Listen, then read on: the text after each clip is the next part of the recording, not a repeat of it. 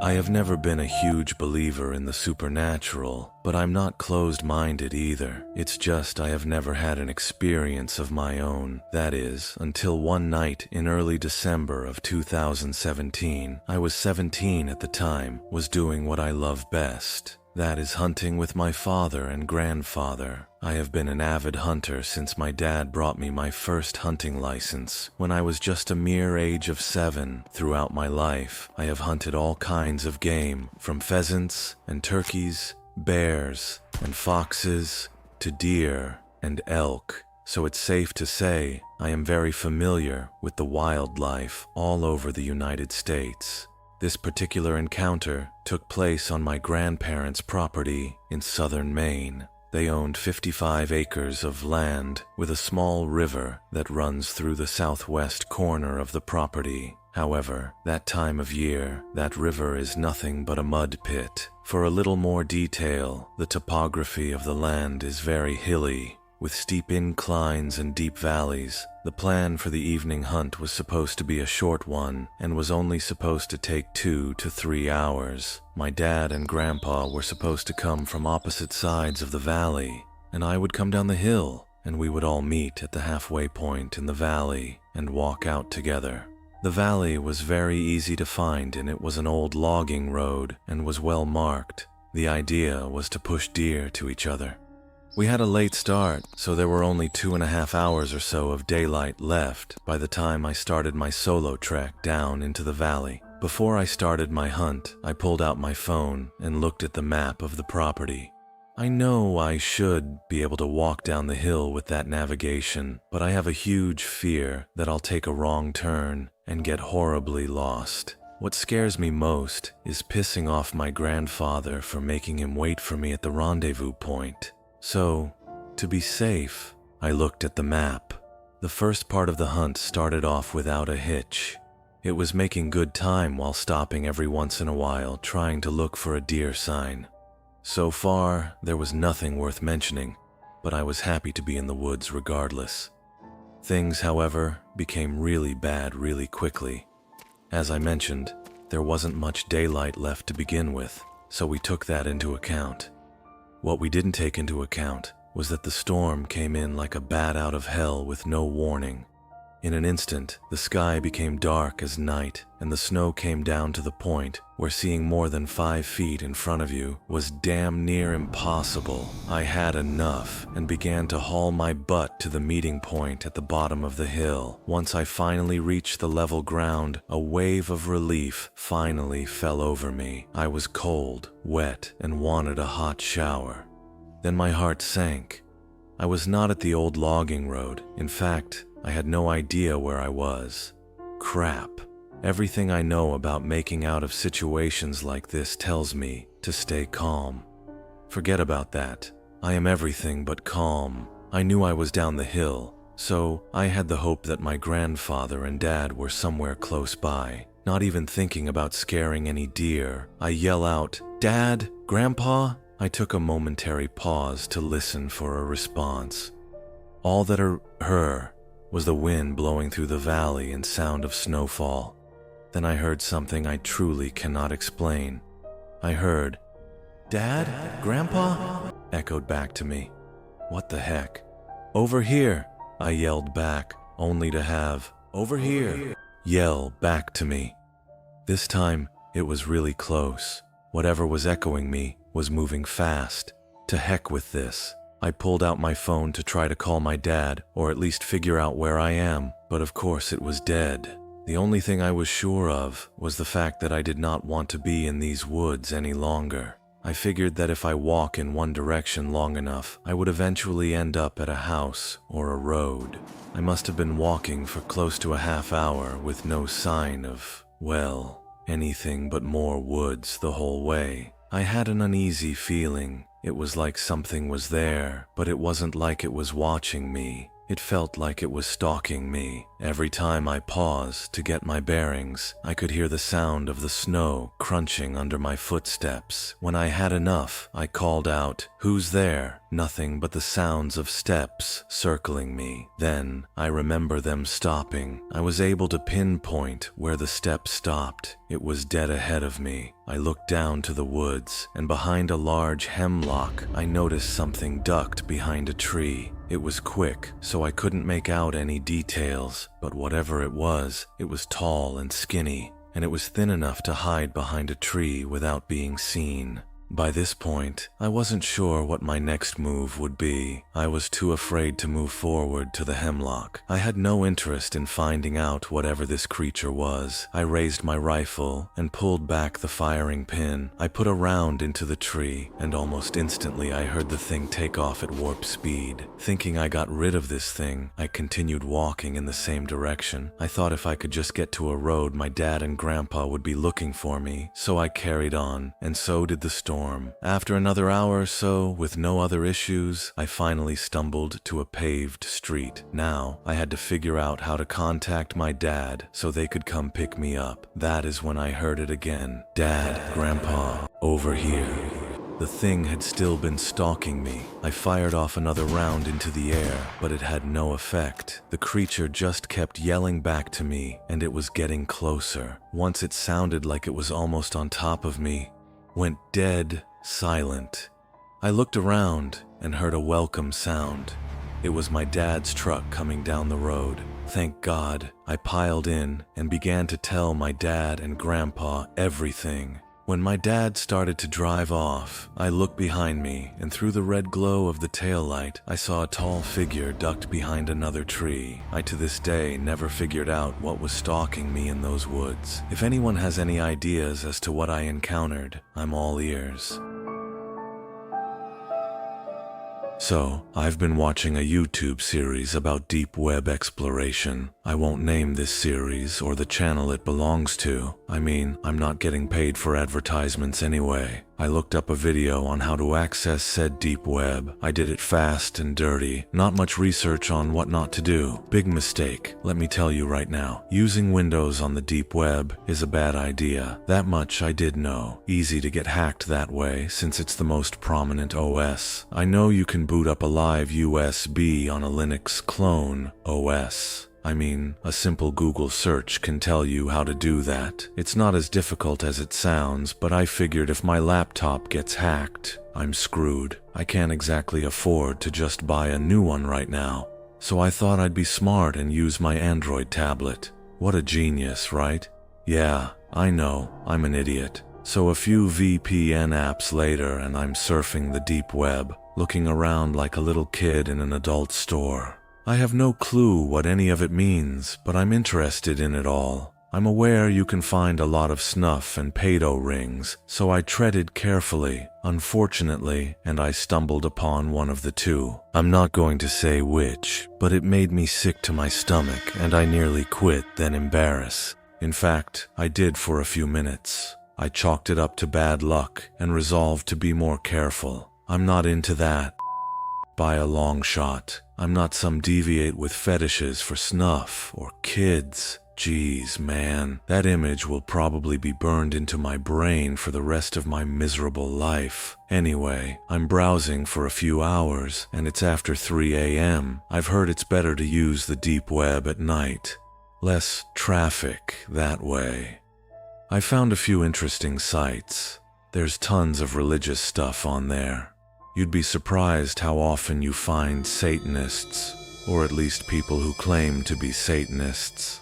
Most of the time, it's likely to be some edgy teenagers rebelling against their religious families. I won't get into my religious views, don't worry. It even has several of its own social networks and email services. No thank you. You're begging to be stalked by some creep if you use one of those. Or better yet, get scammed by a catfish or a honeypot. There are loads of conspiracy blogs as well, both interesting and hilarious. Everything from Justin Bieber is secretly a reptilian member of the Illuminati to leaked files on human experimentation. There was even a guy who claimed to have stumbled across interdimensional travel via falling into an actual rabbit hole, as in a literal physical hole in the ground made by a rabbit. I'd say you can't make this stuff up, but clearly you can. I was serious about the human experimentation, by the way. You're going to want to avoid that kind of stuff. If you had any faith in humanity, you'd lose it in a heartbeat. My God. I mean, I hope that stuff wasn't legit. Gun shops, drug shops, celebrity nudes, pirated movies, hackers for hire, hitman, virus programmers, script kiddies, stolen credit cards. You name it. There was one site that sold stolen US currency that was supposed to be marked for shredding due to age or poor condition. Seems like they got a lot of business. No wonder the economy is in the toilet. Don't get me wrong, there's a lot of legitimate stuff on there. I visited the site of a really smart dude who was creating his own custom operating system, even had games and stuff on it. There was funny things. A mock cult made for people named Dan was among my favorites. The people that weren't maniacs seemed to be open-minded, if a little paranoid. Then I came across a site that supposedly gives you access to the webcams of people's personal laptops. I was curious. I shouldn't have been. I know. I'm not expecting to see some cam girls here. Just some slack-jawed people staring blankly at their screens while watching Let's Plays or some way. And that's exactly what I saw. Neckbeards, teenagers, old men looking confused, the works. Here's me laughing at unsuspecting people. Then I saw myself. Ha ha ha. Very funny, I thought sarcastically. It's tapping into my camera and trying to give me a good scare. It almost did at first. Even so, I logged off. I kind of realized how bad what I was doing was, not to mention how illegal it was. I went back to the clear web and watched some Netflix. Soon enough, I had all but forgotten about my deep web exploits. Then my Skype starts ringing. Another Skype number is calling me. I think maybe it's one of my friends trying it out. After all, I've been pestering one of them for a while to get on Skype so we can chat while playing games on Steam, so I pick it up. At first, there was silence. Then I heard a voice, a man's voice. He sounded like he was an older guy, 50 plus. Looking good, he said without a second's hesitation. I hung up, deleted every deep web-related app on my tablet, shut down, and restarted my router. I have no clue how that guy got my Skype number. And to be quite honest, I don't want to know. All I know is, if you're going to use the deep web, I beg of you for your own safety. Do more research than I did. Talk to someone who has experience in setting up a proper VPN or some other kind of anonymity. You're sure as hell not going to find it on fucking Google Play. My name is Sam, and I live in a country based in Europe. I am a student studying at university and currently live with my parents. A few years ago, before this outbreak took place in my country, we had been informed through the media that we shouldn't leave our houses and to minimize contact with people for the next 2 weeks. The government had closed down all schools and certain businesses. This also included events within my own country. It was a Friday evening. I was trying to kill some time by playing computer games when me and my parents heard our doorbell ring. I was confused because we weren't expecting anyone. It would be really irresponsible to visit during the outbreak. I thought to myself that it could be one of my aunts or my cousins who needed help or supply, so I immediately went to answer the front door. I was just surprised that they didn't inform us about this visit earlier. Before I could even touch the door handle, I looked through the blinds to see who it was.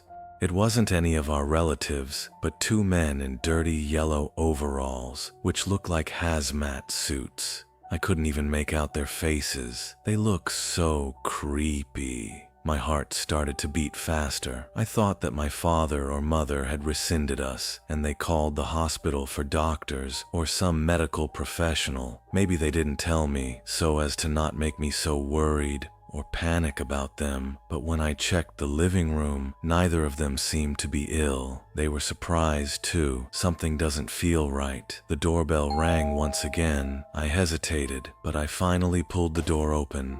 The men introduced themselves as a disinfection team sent by the city council. They told us that every house in the area would be disinfected and we will need to leave for an hour. They even showed us papers that seemed legit. We had many doubts, but they convinced us. Looking back, it was the dumbest thing we did, but they inspired trust in us, and we were already distracted by the stress of the situation. Me and my parents looked at each other. We shrugged our shoulders and decided to take a walk. They gave us a copy of a warrant, plus we thought we were leaving our house in safe hands. After a few minutes of walking, I remembered that I forgot to turn off the oven. I said to my parents about this, and they decided to wait for me. I sprinted back to my house. As I got to the house, I heard some weird noises behind the closed door. Why did they close the door? I said to myself. Fortunately, I had an extra key, and I opened the door. The view inside the house horrified me. I saw a huge mess. All the cabinets were left open, furniture was turned over on the floor, and all of the food we gathered as supplies were thrown out. I froze from fear. Millions of thoughts were flying through my head at that moment. I immediately knew we had become victims of a robbery. How come he had been so stupid? I thought to myself. I turned around and wanted to run out of the house and call the cops, but I stumbled upon one of the robbers standing at the front door, holding a big knife. "I can't let you leave, boy. You see too much," he said to me in a really evil way. Then he started to run towards me without hesitation. I ran to the bathroom and locked the door behind me, and he was screaming and pounding on the door. "If you open the door, I won't hurt you. I promise," he said. Of course, I didn't believe him and hid busts inside the bathtub. He started to stab the wooden door. I was so scared I can't even blink, and my heart was pounding so hard it felt as if I was trying to escape my chest. I started to pray, because I thought that was literally the last moments of my life. Tears started to stream down my face. I cried more than I had ever cried in my entire life. Finally, the pounding on the door stopped. He was gone. I heard police sirens, and I opened the door. My parents ran up to me and hugged me. I felt like the luckiest person alive. I was so happy. They told me that after a while of lady, they eventually decided to walk back to the house. Then my father saw a robber in the door with a knife. He hid behind the trees and called the police. The police told us that they were searching for these men for 2 weeks. They had already robbed 10 houses in the nearby cities and used the situation as a way to gain trust in people and to access their properties. The papers they found on them were also fake. I hope they will rot in prison now. Let this be a warning. I hope you guys won't fall for this kind of scam. My name is Brian, and this happened to me in the late 1970s. I grew up in the poor neighborhood in Toronto, Ontario. Like most kids, I had a number of friends from school in my neighborhood. I was 13 at the time, and this was right at the very beginning of the personal home computer revolution. You would hear about personal computers on the news all the time. However, no one actually owned a home computer. It was almost like a story of science fiction to actually see one. One day, my friend started talking about this university professor who moved into one of our duplexes near our school. He was supposed to be a really cool guy who had all kinds of gadgets in his apartments. He actually owned a personal computer. One afternoon, when walking home from school, I was crossing for a pardon of the professor's house. From the second-floor balcony of the duplex, I saw some of my friends, and they waved to me to come over, so I did. The teacher lived on the second floor of a 2-story duplex and looked a part of a teacher with shaggy hair, beard, and glasses. At the time, I was too young and naive to see the warning signs about this guy. He lived alone in a 3-bedroom duplex apartment. He said he had a girlfriend, but we never actually saw any woman ever at the apartment when me and my friends were there. He had a lot of weird-looking camera equipment and developed his own film. Most importantly, he was a computer science teacher when the field was pretty brand new, and he had built a home computer from scratch.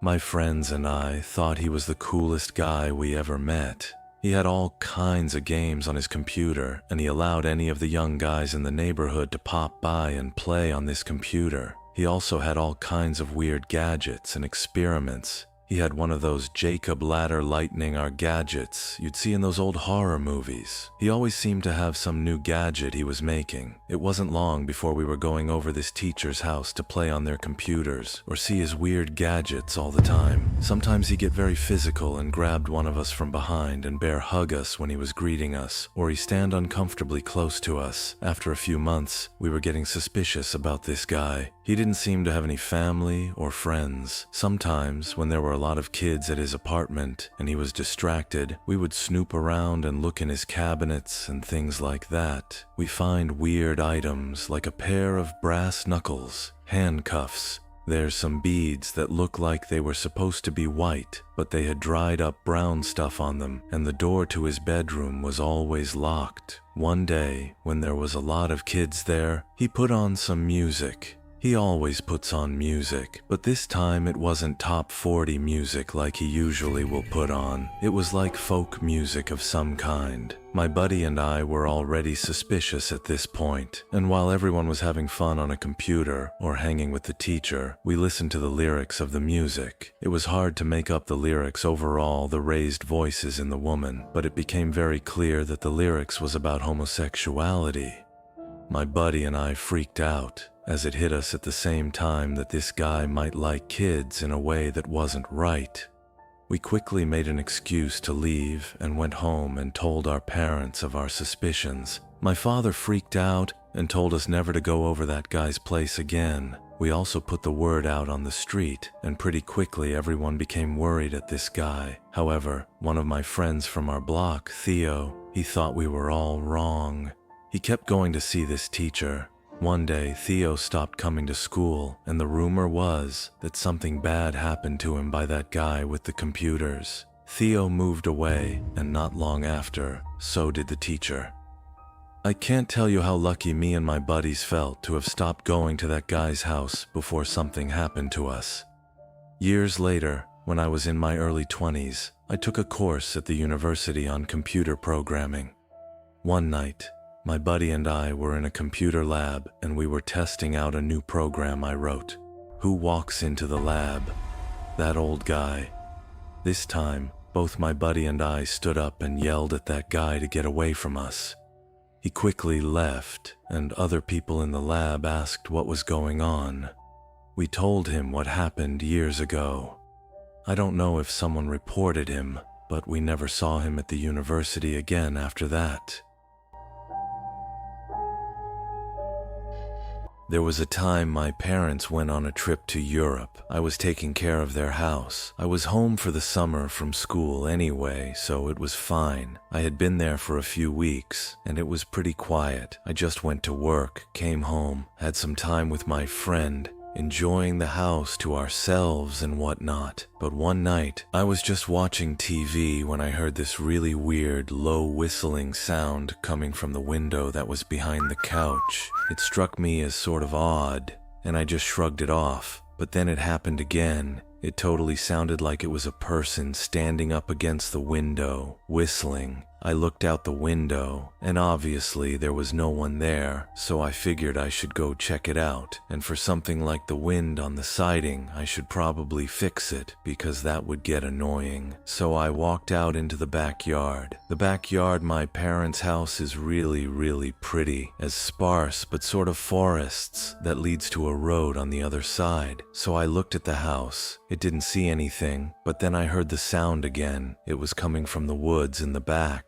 I was pretty creeped out at this point, and of course, I couldn't see anything in the woods, so I hurried back through the door and I locked it behind me. I never really heard that sound again for the next few days until one night I was asleep in my room and I could have sworn I was awakened by the whistling sound against my second floor window. I listened hard, and it was dead silent, so I decided I should go ahead and look out the window. I did that whole thing where I crept super slowly towards it and just sort of peeked through it. Outside my window, there was a man just standing there. I was really sleepy, so I can't know how much of this I'm misremembering, but he was just sitting there staring at me. I was completely frozen, and slowly the man pursed his lips, and I could hear that whistle again. It was crystal clear. It made me feel like crying. I tore myself away from the window and I hid under my covers. The next night, I insisted that my friend stay with me.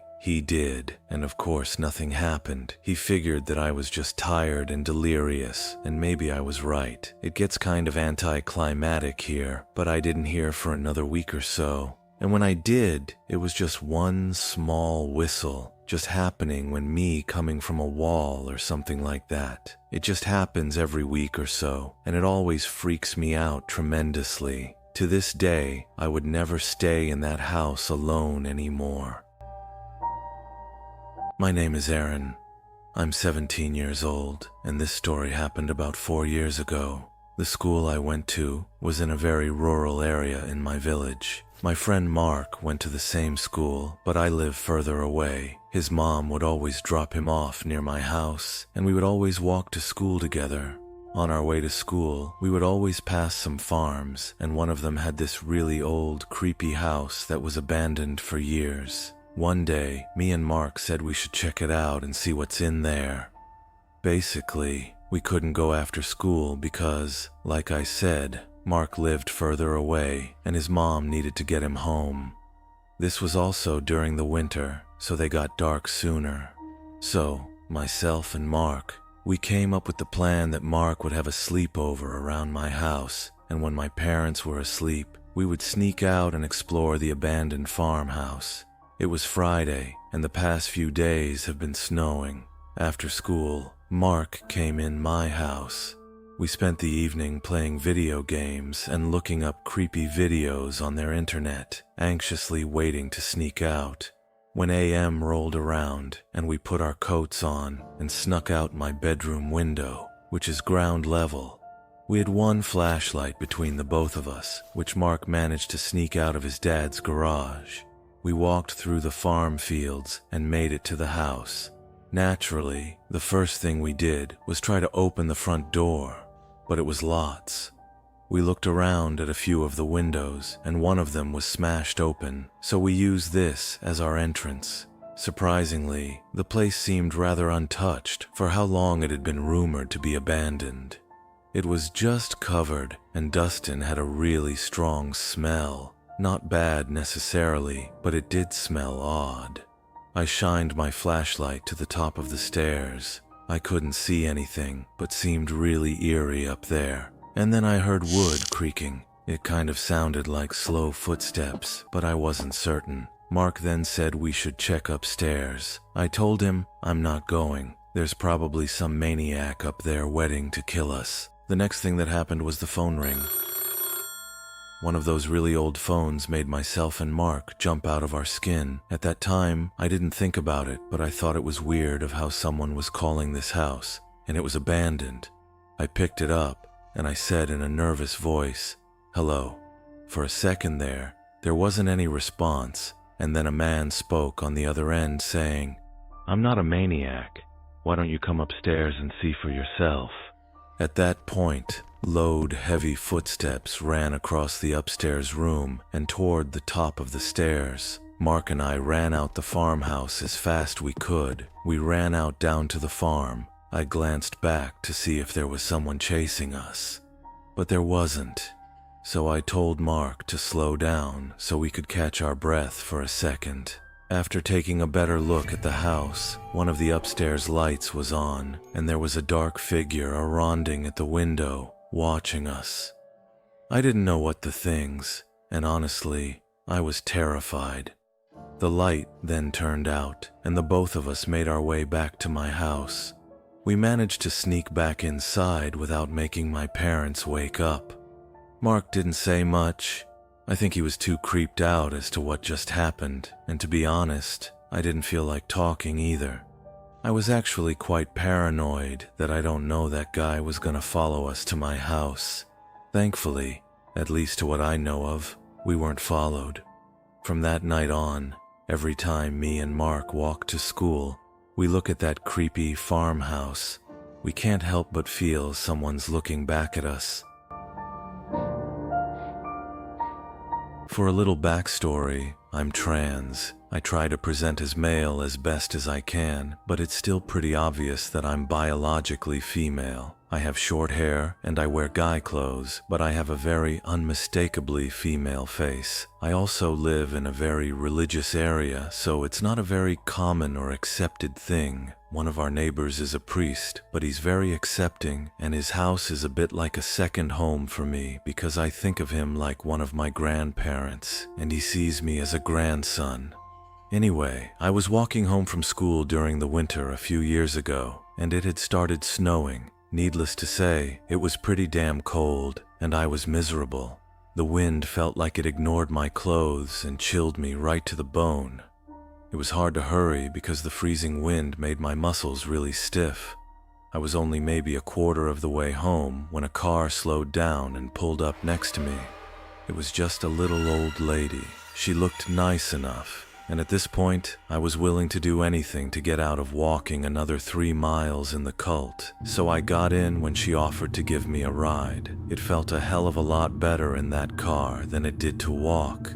She was very nice at first. She prattled on about how her grandchildren went to the same school as me, talked about how lucky we were to live in such a nice Christian community, and so on. When she started on about being a good Christian, about how much she loved Jesus, I was a bit uncomfortable, but I didn't say anything. After all, even though I'm not a Christian myself, it isn't my place to say anything about religion, believe what you believe in and all that. She'd just been nice enough to give me a ride, so I didn't want to offend her.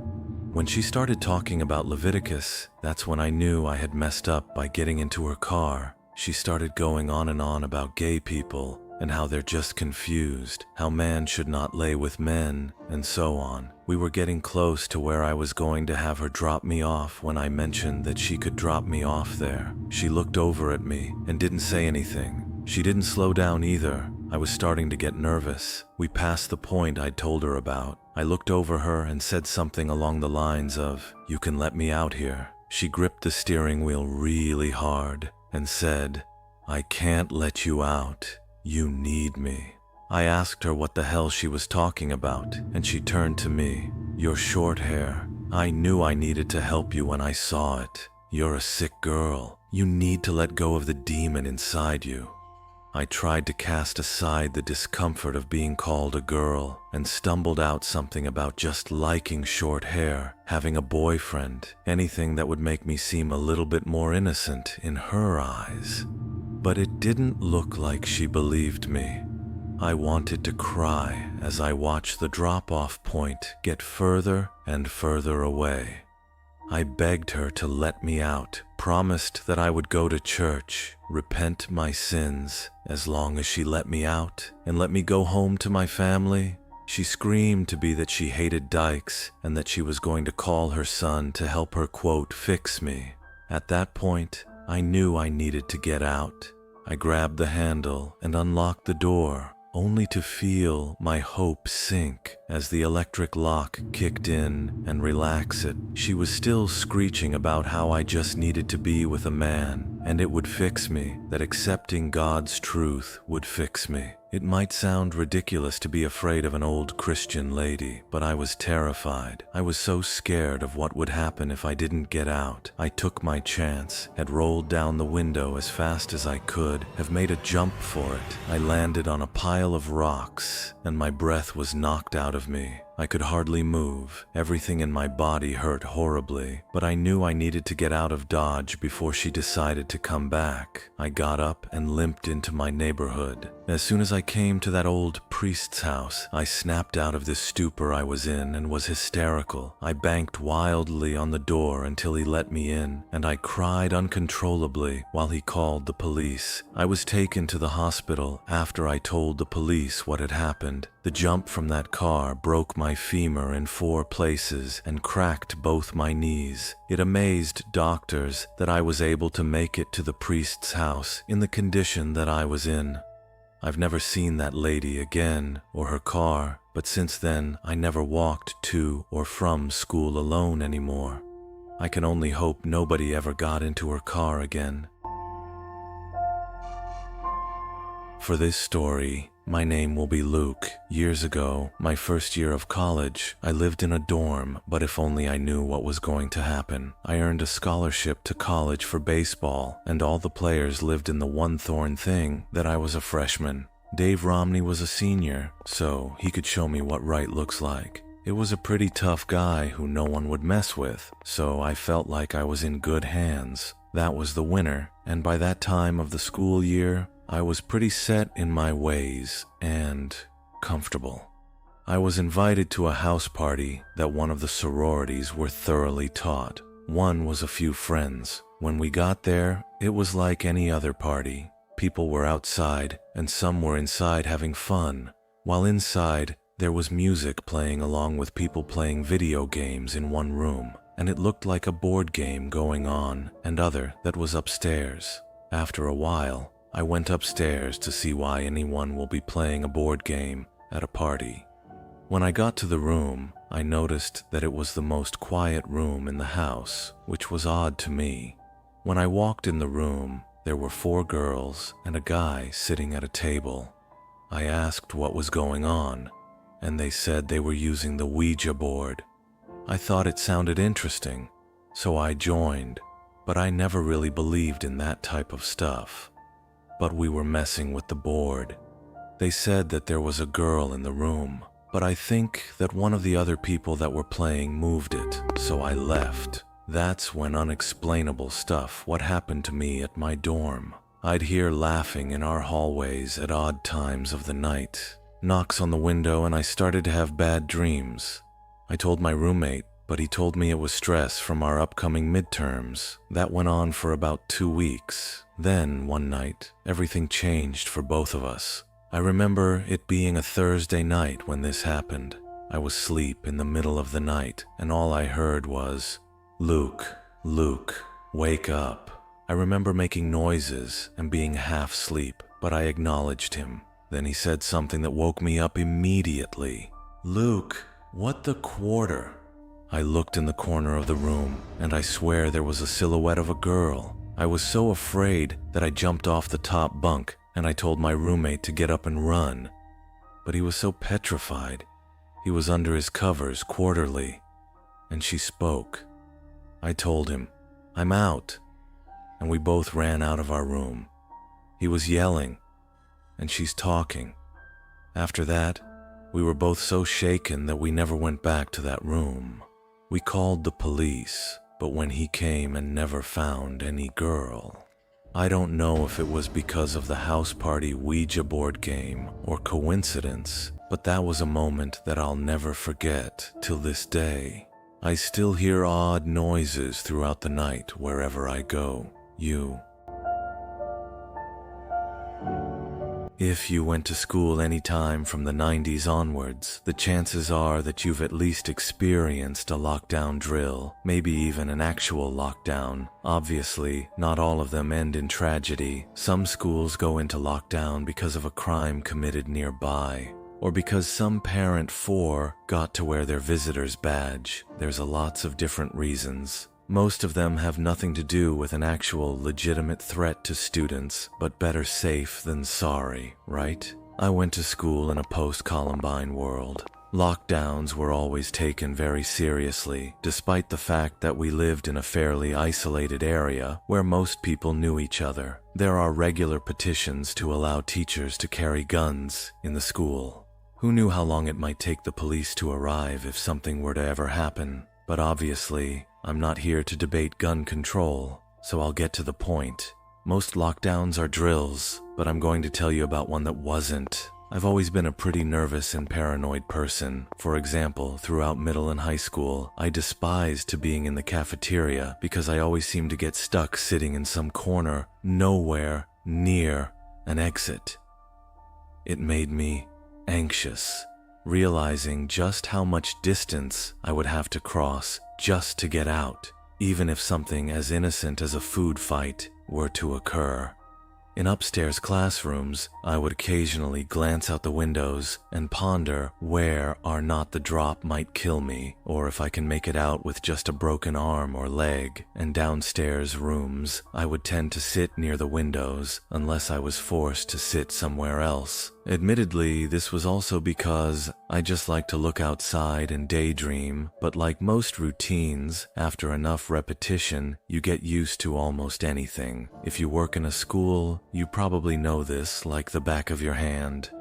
In the event of a lockdown, teachers are supposed to lock the doors, turn out the lights, and herd students into a part of the room that can't be seen from the window panel on the door. This always seemed a bit ridiculous to me. I once had an English class in a room where the only spot that you couldn't see people from the door was, ironically, right next to the door. The idea of us just sliding up there while someone jiggled the knob outside, horrifying. However, I did have one major concern. What would happen if I were caught in one of these drills outside the classroom? Was I supposed to run and bang on the nearest door, hide in a closet, run outside? I always figured if it came down to it, if I was near an exit and it seemed like the real deal, I would take my chances running outside. Teachers never really told us during drills whether or not they were real, but someone always knew. There was always that one kid whose mom worked at the school, and we tell everyone else that they weren't real and that there would be a fire drill the next day or something. They have a special code for when it's real. A girl named Lily once informed our entire algebra class, if they say lockdown 3 times, it's only a drill. 4 times, it's for real. We all snickered, but what she said lingered in the back of my mind every time the principal went on the loudspeaker, voice crackling throughout the building, and I always counted, awaiting for that 4th time. 11th grade swung around. Now, officially an upperclassman, I let a certain confidence seep into my step. I was 16. Next year, I would graduate and would be going to college. I practically owned this dump. I would see everyone that I hated working at McDonald's. You know, the usual 16-year-old spiel. I no longer felt the need to rush into first period. Instead, I lingered in the hallway with other relaxed juniors and seniors and made fun of confused freshmen and actually made eye contact with my teachers. This newfound skip of my step was what led me to cutting the first period bell very close. As I wiped out my shirt with a wet paper towel in the bathroom, someone had tripped on the bus and had gotten what I prayed was iced coffee on me. The stain did not look like it was coming out, and I hadn't bought a jacket that day. I groaned, balled up the paper towel, and chucked it at the garbage. I missed. Through the thick bathroom walls, I heard the distant crackle of the loudspeaker. Were they starting the morning announcements earlier this year? Maybe someone had parked in a teacher spot again. Lockdown, lockdown, lockdown, lockdown. I was more caught off guard by the fact that it sounded like the secretary was making the announcement than anything else. Only after a moment or two did it sink in. This wasn't a drill. I stood there completely motionless, wondering what the hell I was supposed to do. Finally, I lunged towards the door and yanked it open, peering out into the hall. Every door was shut. I was on the 2nd floor. I thought I heard distant yelling from below. My panic then settled into a cold fear that pulled in the pit of my stomach. I darted back into the bathroom, trying to rationalize things. Maybe I hadn't misheard it, and it was just a drill. I tried to remember how the person on the loudspeaker had sounded. Were they frightened Forrest calm? I don't know, and not knowing was the worst part. The police had to be on their way if this was real, I assured myself, so as long as I stayed put, everything would be fine. What potential school shooter was going to check the bathroom? That said, I ran to the last stall, the one for people with wheelchairs, and scrambled up on the toilet. Should I lock the stall door? No, there was no point. If they did come in, it would be obvious that someone was in there. What if somehow they saw me through the small space in the door? Could I somehow wiggle on the ground from one stall to the next in an effort to evade them? By this point, I was slightly hysterical, but I knew in the back of my mind, like you always know in these situations, if they did come in here, I would probably die. Ridiculously enough, I began preparing my last lines. What would I say? Should I try to plead with them? What if it was someone I knew? Maybe I could talk them down, but I couldn't even convince myself, never mind someone already homicidal. Should I try to be the hero and go for the gun, right? And get shot in the face? Perhaps I could stall them. I started to laugh. I didn't know why. Crouched on a grimy public high school toilet seat, my chuckles faded into harsh breathing, and I told myself not to look up no matter what I heard. A loud noise from down the hall and flinched. Although I had no idea what it was, I tried to steal my breathing and only succeeded in feeling faint, and then I heard it. Footsteps. I was sure of it. Maybe it was a cop, I told myself. The footsteps drew closer. I hadn't been raised to be religious, but right then and there, I started to make bargains. I didn't care if I got shot as long as it didn't kill me or paralyze me. Actually, that might be worse. I just wanted to go home.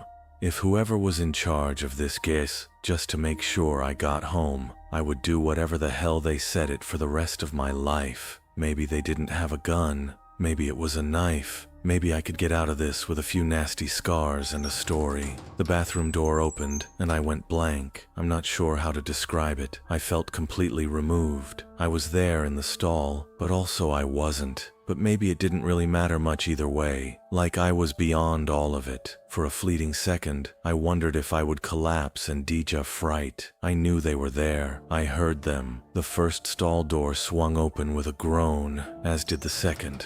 I tried to close my eyes, but I couldn't. My eyelids refused to cooperate.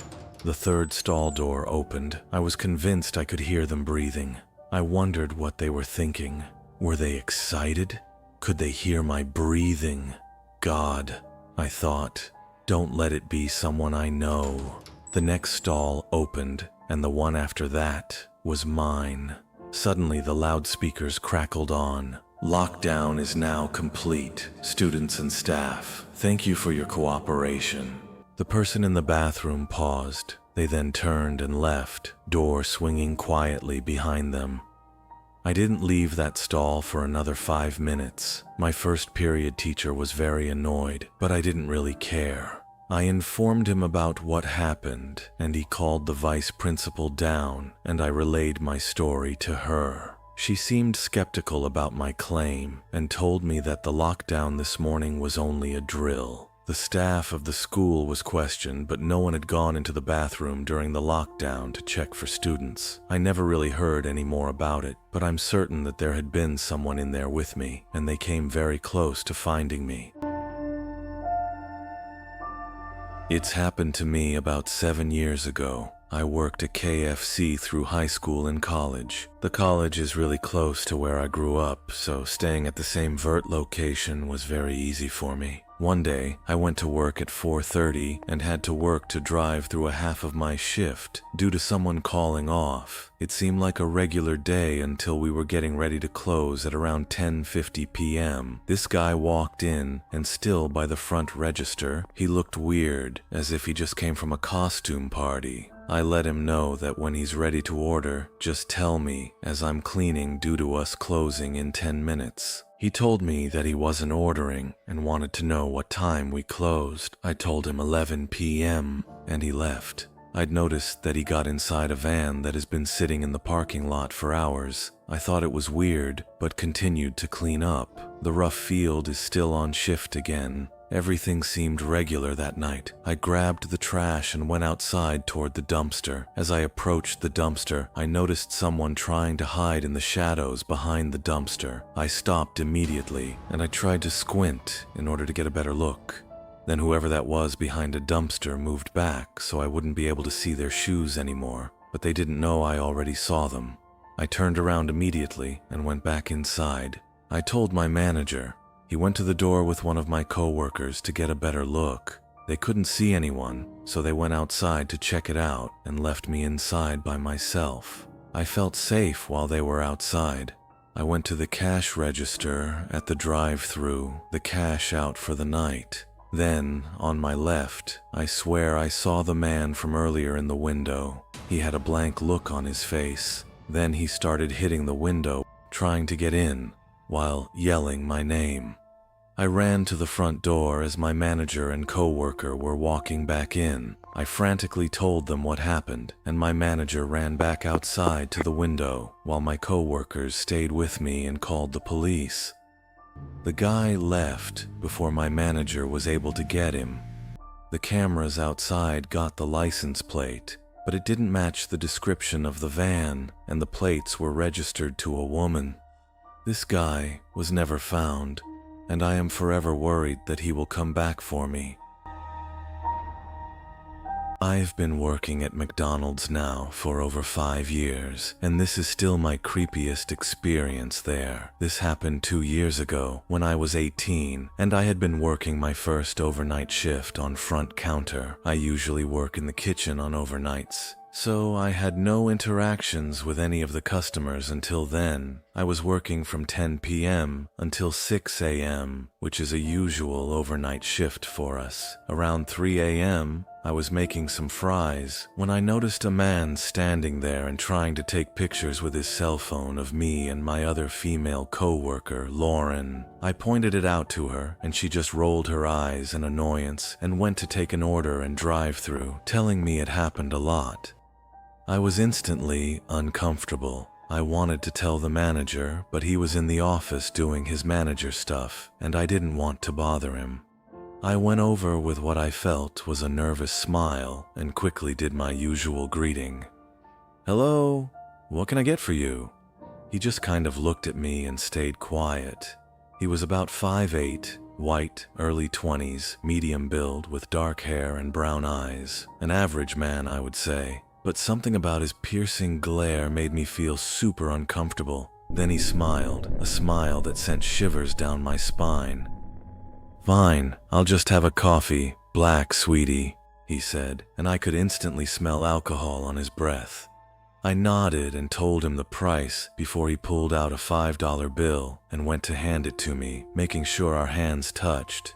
I avoided his gaze and went to hand back his change when he winked at me and went to go wait for his coffee.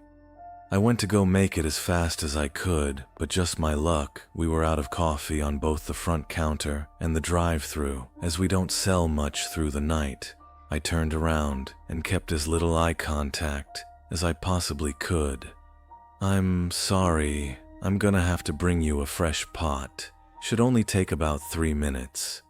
"Don't worry, I don't mind. I have quite the view while I wait," he replied, shooting me a wink. I just smiled awkwardly and looked away. I had to make sure I didn't fall behind on my shift, so I began to set up the muffins on the display so we had them all ready for breakfast, which starts at 4 o'clock. I am in Canada, so Susan I heard behind me. Realizing it was the guy, I instantly tensed, wondering how he knew my name, before I noticed I had my name tag on and quietly cursed to myself. I turned around and looked at him, and he said, "What time are you stuck here until tonight?" "Beautiful." I instantly panicked, as I didn't do well in these situations. "7, I said nervously, which then the guy gave me a huge grin. "Oh, so you still have time before you're off, eh?" I nodded and noticed the coffee was done pouring, so I went over and made his coffee as he watched me with an intense stare. I handed it to him before saying, "Have a nice night," earning me another wink. He then waved and said as he turned around, "I'll see you later, Susan." I watched as he walked out the door and tried to calm myself down. He doesn't actually know when I'm off, so I'm okay, I thought to myself. 6 a.m. rolled around, and it was finally time to go.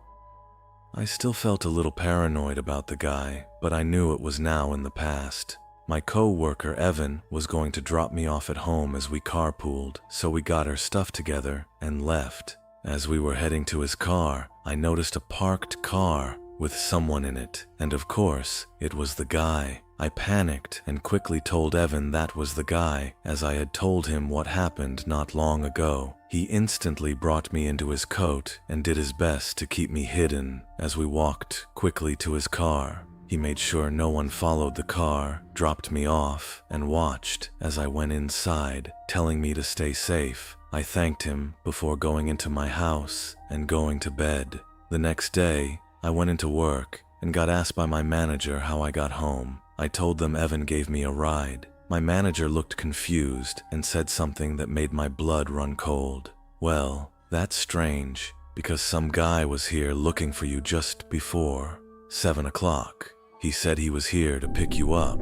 I thought before that the man's intentions weren't good, just the way he looked at me and spoke to me like I was prey, and this pretty much confirmed it. Since then, I have refused to work front counter overnight shift, and we no longer wear our name tags overnight.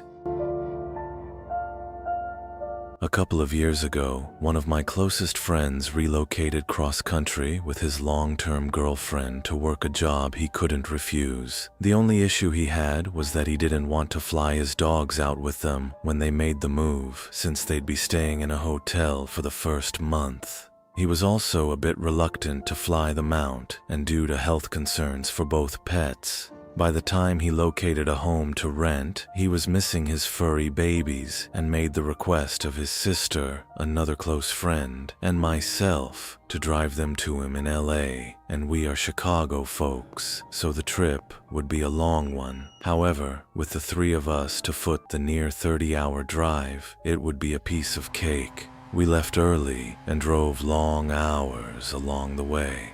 It was decided between my friend and I that we'd foot the majority of the drive ourselves, and if we needed to, we let our friend's sister do some driving. We were in a bit of a time crunch due to a snafu with the rental agreement, so we didn't have the luxury to stop very often, past an 8-hour stay and a Denver La Quinta Inn. As for the journey itself, it was relatively smooth, barring getting pulled over right before entering Utah for driving 2 miles in the left lane of an empty highway. Whoops. From that point, we made it through Utah, Arizona, and Nevada without much problem until we entered California. In need of gas, I had been driving for the majority of the first day. Intact, my buddy in after being pulled over, I remained in the shotgun seat, his navigator searching through the GPS for a fuel stop. We kept their eyes peeled for road signs and discovered a sign pointing to Yellow Ghost Town or something along those lines, which had a mobile station. How wonderful it was convenient too, as it wasn't located almost directly off of the interstate. We were old and on a little more than fumes when we approached the pumps. Normally, we'd let the dogs out at every rest stop, but having stopped not long before then, and with both dogs sleeping snugly in the back, I decided to pump gas without anyone else living the vehicle. My buddy pulled up on the opposite side of a beat-up green sedan with a short, plump gentleman who just turned in to approach the shop. I noticed a few other hoopties at the pumps, unoccupied, and there were a couple of other cars parked up near the station, most likely belonging to the employees, so nothing seemed out of the ordinary until I swiped my credit card. The pump rejected my first swipe attempt, which I chalked up to a misread. I swept again, and the pump read, "Please see attendant." I was annoyed, but we needed gas. I tapped on the window and told my buddy what I was going to do and asked if anyone needed anything. After taking their orders for Gatorade and Marble Reds, I walked up to the store to make a mental note of how strange this gas station was. Kind of quiet, especially for one right off the interstate, but it's no matter. As I walked in though, more weirdness. First thing I noticed is that there were some boxes of chips just left on the floor, like someone was stocking shelves and just quit. As I veered to my rights, I noticed immediately that there was no one milling about in this place. With the 6 cars besides my own out there, I felt like I would see someone. Things got even weirder when I realized that there was no one behind the counter, no customers or workers. And then it dawned on me.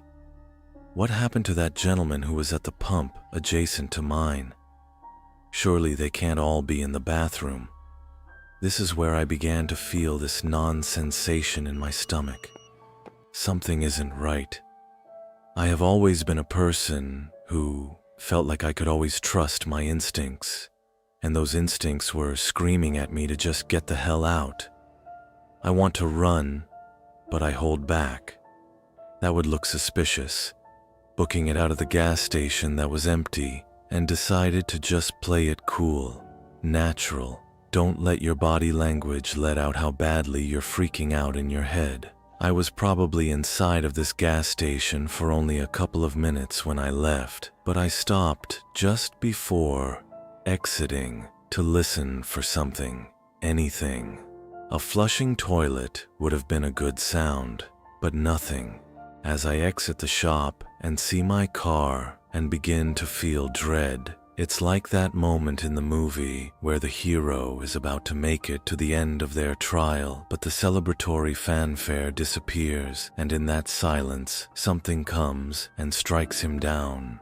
I'm about 25 yards from the car when I see this gentleman come out from around the side of the shop opposite of me. This is not the same man as I saw while pumping gas. He was larger and had a peculiar look on his face. In the best way I could describe it, it was like Nick Gage's smile from Face Off before the titular act had occurred. I continued walking towards my car, but when I turned back to look at him, he was now walking towards me with a purpose. At this point, I got the man back to the car with increased urgency in my step. And of course, my friend has the doors of the car locked like a complete douche clown. There's also the 95-pound golden retriever sitting in my seat.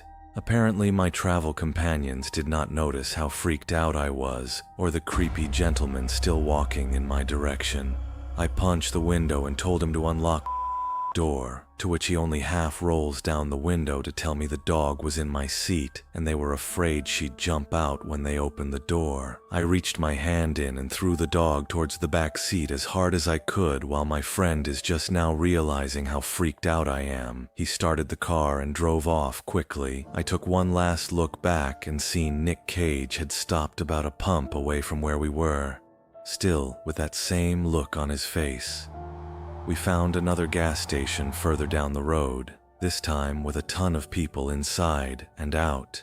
After thoroughly creeping up my friends with the story as I pumped gas, we made our way back to the interstate, which meant passing that gas station again. It's been about 15 minutes since we pulled out initially, and we go silent as we notice that those very same cars are still sitting in the same spots where we had left them. After thoroughly freaking out for a few miles, I received a phone call from my credit card company about $100 charge at a mobile station. The lady on the phone was really helpful in fixing the situation for me and was as entirely creeped out by the situation as we were. In the end, we made it to LA and a great vacation, but it still bothered me as to what the hell was going on at this little gas station off the highway. And what the hell was that smiling man's store? And that wraps up tonight's terrifying tales. Want to see more of this content? Click the video on screen to watch more real horror story tales. Which story chilled you the most? Tell us about it below. Also, if you have any horror stories you would like to share, please comment that too. We will pick the best ones and do a video on it in the future. And any other topic suggestions you want to see on our channel, do let us know. Until next time.